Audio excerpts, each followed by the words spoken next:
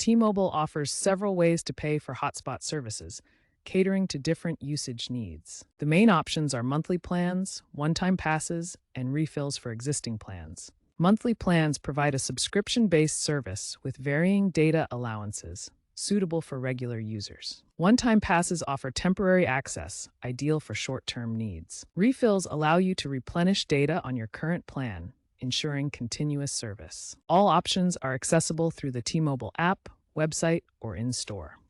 Select a payment method based on your data needs and usage frequency. For consistent, heavy usage, a monthly plan is best. For occasional use, passes are more economical. To refill, use the T-Mobile app or website for instant top-ups with options such as debit cards, digital wallets like Apple Pay and Google Pay, and even crypto payments in some cases. Auto refill settings help prevent service interruptions.